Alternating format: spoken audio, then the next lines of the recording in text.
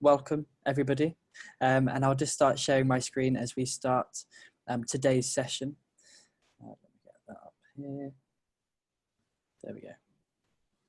So yes, hello and welcome everybody to Managing the Virtual Workforce series with today's session titled Maintaining Momentum in the Virtual World.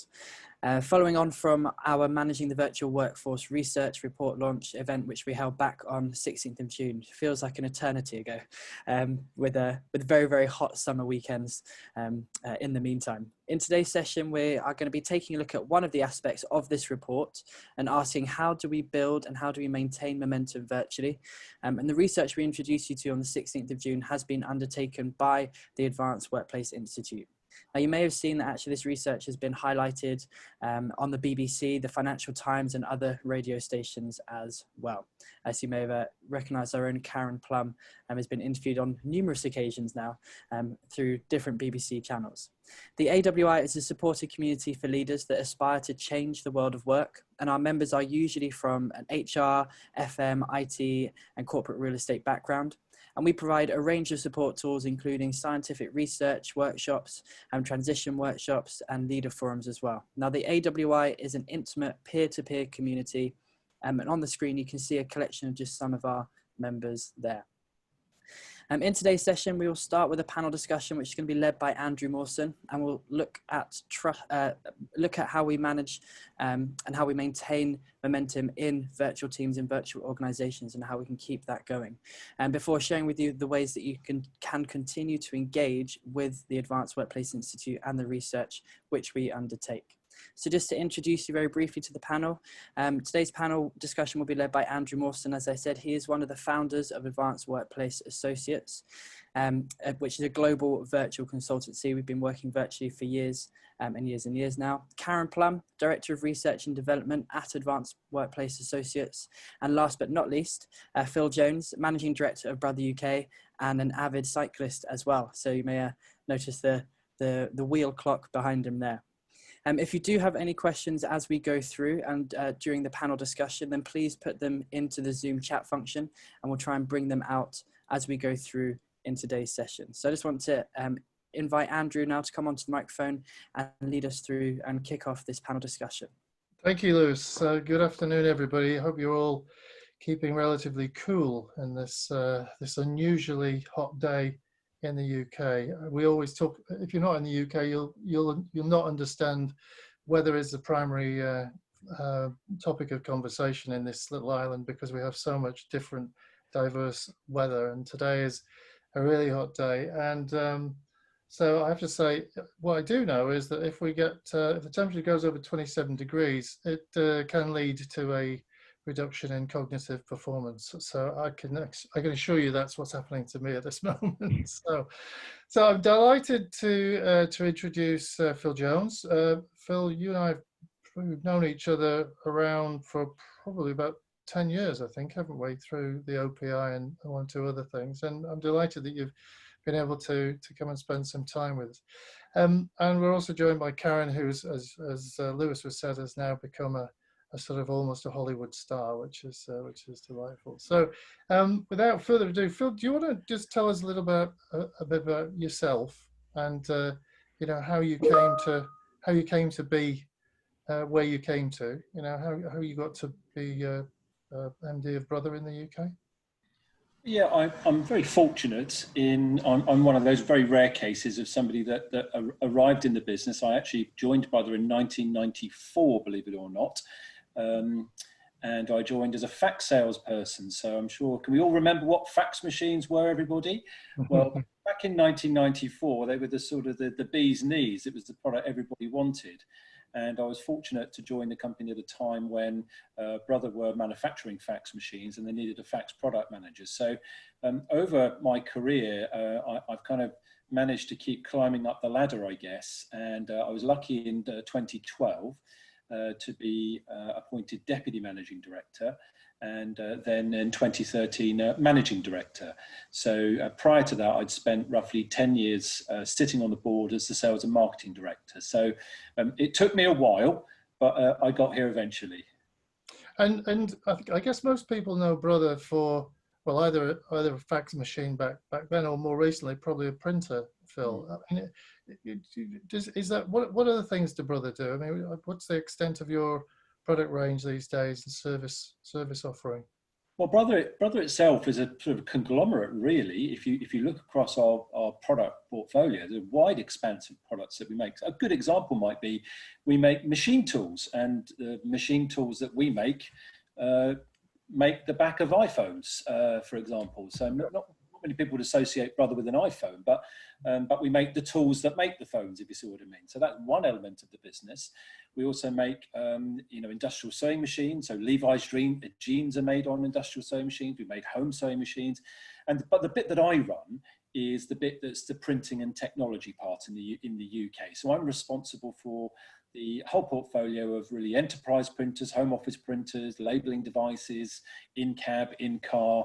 If it prints, fundamentally, it falls within my remit. Okay, that's good to know. So how have you coped then? I mean, you presumably in the UK, do you manufacture or configure, or what do you do? No, the only manufacturing capability we have here in the UK is remanufacturing, actually, and recycling, which is in North Wales. So we have a plant there with a couple of hundred people who, when you perhaps take a toner out of your printer and post it back to us, it's their job to disassemble it and remanufacture it effectively. So everything else actually comes from various different parts of the world, from China, from Vietnam, Malaysia, Philippines. So we've got production all over the world. And clearly that's meant during COVID, during the last 3 months or so, we've had all types of disruption to supply chains as different governments react to the crisis in different ways. And obviously certain countries are at different stages of the life cycle. Some have had different infection rates. So it's been quite complicated, to be fair. And of course, locally, what we've also seen is very interestingly, a surge for people to buy our home office printers. So suddenly, as millions were forced to work from home and homeschool, then suddenly everyone realised it's time to upgrade their printers. So we quickly sold out of everything we had. Printers became the new toilet rolls all of a sudden, which was bizarre.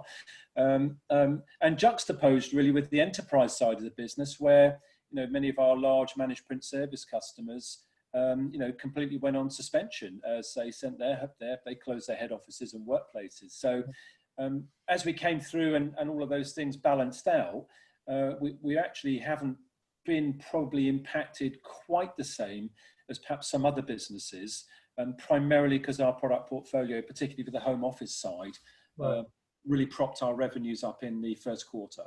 Okay, that's so the business has performed quite well. How did you operate then during the sort of the thick of this whole COVID-19 pandemic then, Phil? Yeah, well, thankfully, in terms of the sort of operation, we were able to mobilize incredibly quickly in terms of getting people to work from home, and our warehouse is actually outsourced.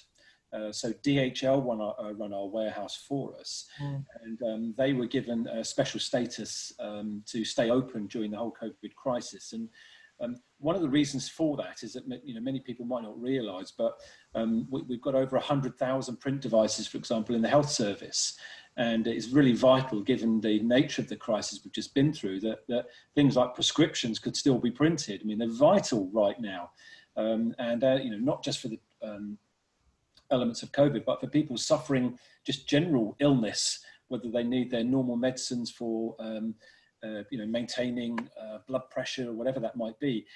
So we play quite a vital role behind the scenes. We're sort of a hidden actor right behind the curtains, where we've got GP surgeries, hospital wards, and pharmacies running Brother printers.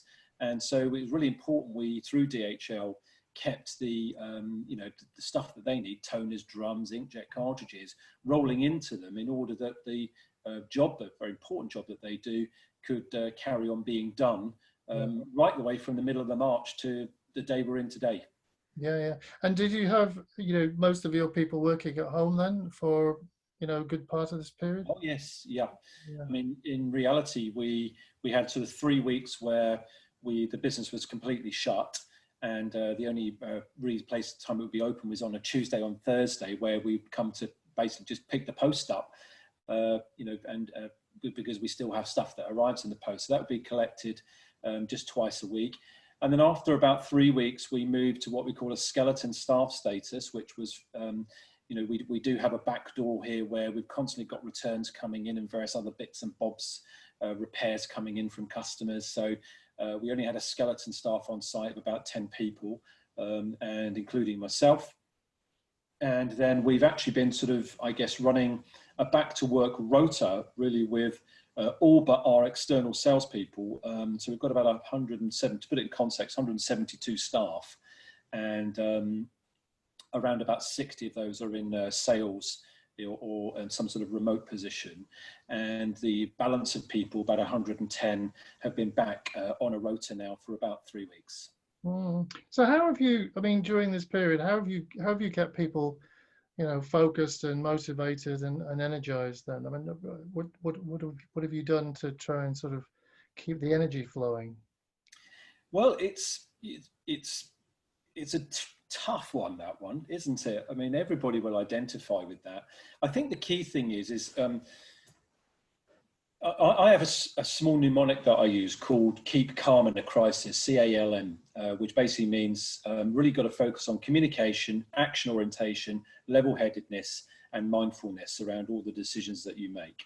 So the most important part of that is the C part in the beginning, which in any crisis, whether that's a PR crisis or other, is communication is vital. So the one thing we've done consistently through all of this is make sure that every single day the people at Brother have had a communication from the company which says, this is where we're at, these are the things you need to know. We have a daily text that goes out every morning, which also signals what the building status will be. So the reason why all this is helpful is because of the very fast moving nature of government statements, then of course sometimes you would have a statement by the government which would sort of be naturally grey and lack detail. And of course, you then got everybody sat on the other end of that announcement going, well, do I have to go to work tomorrow or not? I'm not quite sure. So we would make sure that every evening, even if an announcement came, that a text went out straight away to our people that just said, basically, either you're coming in the morning or you're not. And we would give our building status. And people have said to us, that's been really, really helpful. The second thing we've done is in the daily communications that went out, we have a feedback loop coming into organizational development, which fundamentally allows us to understand as the directors of the business, what are the real things that people are asking questions about behind the scenes?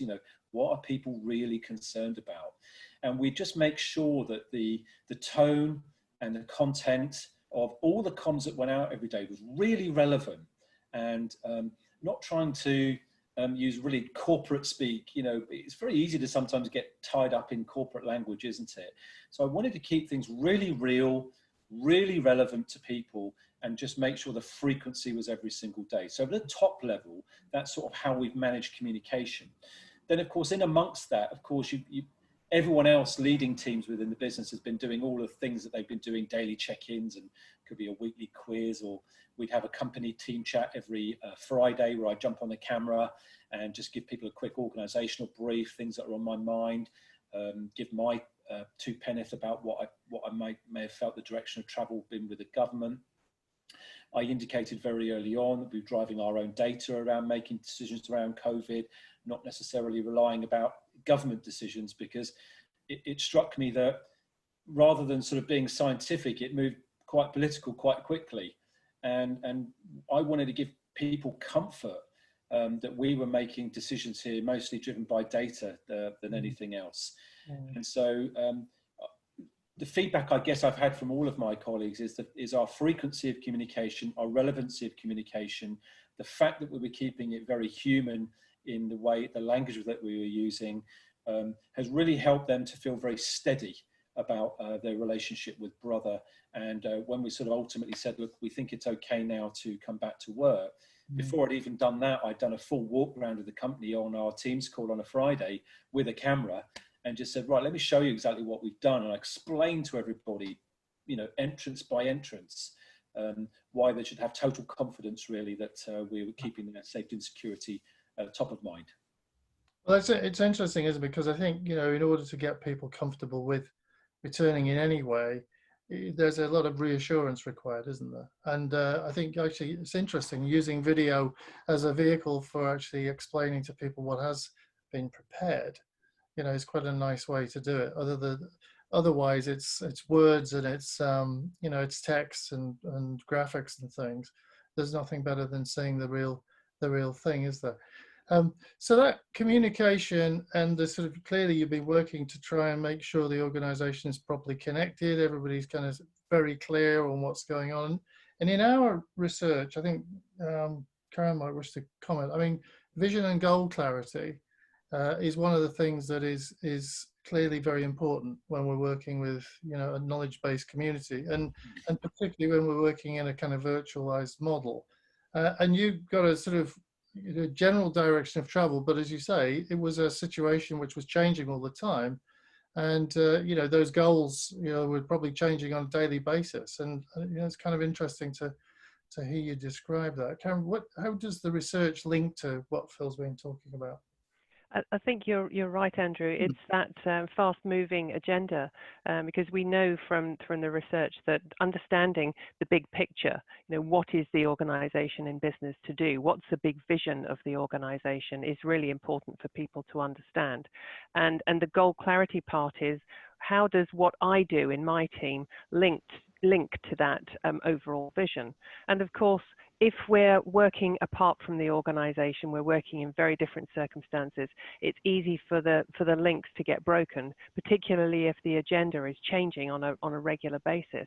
So I think what you've done there, Phil, is to reconnect, if you like, that purpose. Reconnecting people, the purpose of the teams within the organization to the overall situation, which was changing. I mean, you don't expect the big vision of an organization to be changing, apart from a sort of a once a year review or a 6 monthly review or whatever. But in these sorts of situations, obviously it's just off the scale, particularly with an organization like yours, which has been involved in sort of supporting the effort. Yeah, and one thing, Karen, I probably might like to say about that is that very, very quickly we got together and pulled together what we felt were our 3 priorities that we should focus on as a business, almost within about a week actually of the whole thing coming and sort of blowing up, because we were hearing news, weren't we, of this thing going on, and as usual, being the Brits, were sort of like, well, it's not really us, is it? And it never touches us, does it? And then suddenly, I can remember being in a car on the way on the M6 to sort of hear Boris Johnson go, "We're in lockdown." I'm like, oh my God. And it became very evident to me that I think in such circumstances, the more clarity you provide and the quicker you provide it, the easier things become. So we just said, look, we're going to focus on 3 things basically as a business. The first thing we're going to focus on is your safety and security. That's you as my colleagues. And so we're going to make all the right decisions we've got to make sure that you're okay. The second thing we've focused on was that we want to focus on the security of our supply chain, because actually all of our customers depend on the security of our supply chain, and we've got to keep things moving. So actually, our frame of reference at that point was that it was all about the pharmacies, the GPs and the hospitals, because actually everybody was being affected in one way or the other. They would know somebody or a relative who needed some sort of care perhaps, and we could directly connect the work that we were all doing every day to the wider cause of we're all in this together as a population trying to fight this battle. And the third thing priority is that we really wanted to make sure we were helping those that were helping others, and that's having sort of some social good in all of this too. So a typical example of that would be, we knew freelancers were really struggling. My daughter's a freelancer and her income got decimated. So in Greater Manchester, where we are, there's a huge freelancer economy. So for example, we booked some pages in one of the regional press here and gave those pages away to freelancers to advertise their services. So if you've got capacity right now and you're struggling, then here's some space, and we don't need to use it. We bought it for you. get in there, provide it, the newspaper with your information, and get advertising on us, because we just felt that people needed a lift. They're a bit stuck, and actually we had the resources at the time and the contacts to do that. I don't want anything for it, didn't want any recognition for it. It just kind of like felt the right thing to do, because we were all in a space where we were sort of all thinking, well, what can I do?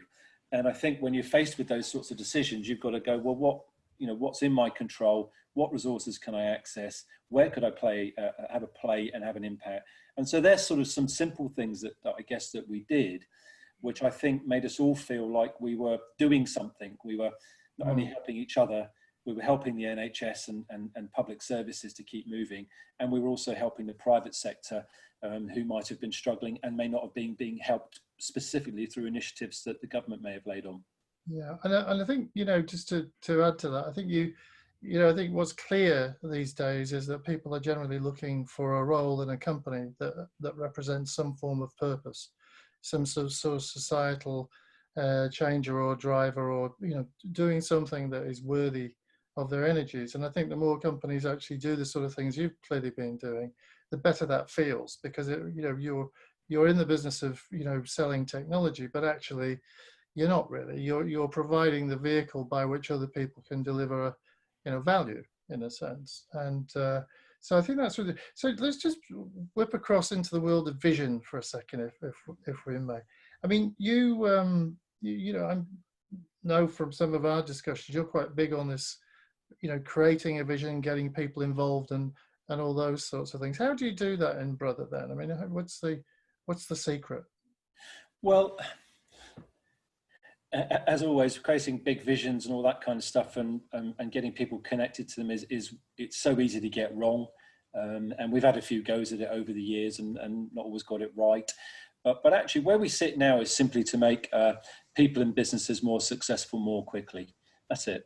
And that's our unifying cause as a business. And whether that be through technology, somebody's got one of our printers in their place that makes them a bit more efficient, which will allows their business to grow or work as well as it possibly can be, or expand. That's one bit. But of course, that also means to make our people at Brother more successful. And that could be through the learning development that we do, seeing their career trajectory change as a result of being here, or indeed it could be through things like public speaking or content sharing. And we do quite a lot of that, and I do quite a lot of that as well, to just share tips, share advice, share knowledge, share our mistakes, and to just share as much as possible. And I think sometimes it's easy to overcook it, isn't it? Where you sort of create a grand vision and everyone sort of goes, well, I just know how you connect to that. But I think people have found that they can connect to this idea that, look, if we sell somebody that particular product and it makes them more productive, then that's pretty much a good thing. We're going to help the economy grow. We get that, don't we? We do. When we invest in our learning and development, we put a lot into that as a business. We can reconcile the idea that the company only grows when the people within it are growing. So everyone's reconciled to that idea. So I think providing it isn't too fancy, and people just think like literally someone's been on an away day and we just don't get it. I think keeping it real, keeping it human, and being able to explain it to somebody in a really simple terms is when these things start to sort of become more alive. Yeah. It's in many ways, I think it's about aligning everybody's energy, isn't it? In a sense. Yes, I mean, we've got all the practical things, of course, we do, Andrew. We've got a fabulous toolkit which we've developed over the years ourselves and written ourselves, which connects strategy with daily work. Of course, that's just a sort of a function and a tool that sort of says, here's the strategy, here's your plan, here's what we want you to do, here's how the whole thing connects. So we've created all of those connections in a piece of software, so people get that. But that's the head bit. People also want the heart. People really also want to know that they're turning up here, and there's something bigger going on than just grinding the organizational wheels. Fundamentally, they also want to go home with a sense of feeling like they're doing something for a bigger picture somewhere. And you know, we as leaders need to understand that you know, the dogma of way organizations have worked in the past of, you know, we pay you, you be grateful, you get your salary check, do as you're told, work these hours, you know, etc. You know, it's all completely changed now, and we just got to recognize that we're just a small part in any human being's life. We're the bit that helps them to achieve other things in their life. And we have people here that have got high degrees of achievement orientation, for example, you know, people that are in sales that, you know, just want constant, you know, knocking off goals and, you know, tick, tick, tick. And we've got others where brother is just simply, you know, a way to, you know, realize something else in their life, just through creation, you know, through their salary. So it doesn't really matter to me too much whether someone's highly achievement orientated or not. What I want is, if you can come here, just do your best work, please. If you can do your best work, and we've got a sort of psychological contract with each other that I'm going to develop you, I'm going to make sure you're paid on time, and we're going to look after you and fundamentally have a psychological contract with you that says we're going to care for you while you're here and appreciate you as a human being, and provide, you know, as long as you also meet what we need from that contract, then I think it's a great place to be. And you become a lot less tied to the idea of needing to manage every keystroke and you know, manage every minute, which is kind of, I guess, is, you know, the productivity of the past, right? Well, indeed. And I think, you know, one of the things that, you know, the overarching thing that comes out of our research around managing virtual communities is the notion that really what you're trying to do is to create psychological safety. So that people feel that they can be authentic. Karen, do you want to, you've become a world expert in psychological safety. Do you want to? Well, hardly. But yes, you know, I think all the things Phil's been talking about create that sense of safety. And I kept thinking of the word trust as he was speaking, particularly going back to the three key things that you were trying to focus on. You know, being very open and clear with people gives them a sense that they can trust you to tell them the truth and to tell them what's going on. And I think that's a place where it's very easy to fall down and to feel that, you know, well, you're not ready to say something yet, or you want to protect them from something, and that trust can very easily be broken. And it's part of feeling that you know that this is somewhere where you can take a risk and feel like it's, you know, this is a place where you want to contribute. So it's so I'm just mindful of the time. It's 27 minutes past 4. So Phil, I'm going to thank you very much for sharing with us your thoughts and your, you know, the story of how you got through the lockdown, and thanks for being with us and giving us your time for the session today. Lewis, could I hand over to you just to close us down? Thank you. Yes, sure. Thank you very much, Andrew. So I'll just share my screen again quickly. So thank you to all our panelists actually for an incredibly rich discussion. And for those of you who are on the session today, I will be emailing you out with links later on this week that you can rewatch this should you want to rewatch it or share it with others, as well as a link to access the management summary of the research which we've been discussing as well. AWI members, you already have access to the full report in addition to just the management summary as well. So for those of you who would like to know how to continue to engage with the research and with the Advanced Workplace Institute, we do have a selection of ways in which you can do that. And these range from membership to the AWI, as well as other forms of engagement for your organizations. So if you are interested in any of those, please feel free to contact us should you wish to know any more. And for those of you who are interested in further knowledge around the topic of virtual working, we do have our final session in this series taking place on the 7th of September. And we're going to be looking at taking the workplace online, sharing knowledge and wisdom. And again, you'll be emailed by myself or Andrew with a link to register for that event if you haven't already. I know some of you are very keen and have already registered for that event, and I've seen some of those come through. On that link as well, you'll be able to see some of the summary videos and reports that we have from previous sessions that we've held so far. Now, all that is left for me to do is to say a massive thank you to our panelists, to Phil, to Andrew, and to Karen. Thank you very much for your time today and for the knowledge that you've shared with us. And thank you to all of those in attendance as well. I hope that you've enjoyed and learned something today. And I would ask if you have any feedback that you would place it in the chat function on Zoom here. And if you'd like any further information on engaging with us, again, please do not hesitate to contact us. Thank you very much for your time today. Enjoy the rest of your afternoon or evening, and a sweltering one that it will be if you're here in the UK. Thank you very much, and goodbye.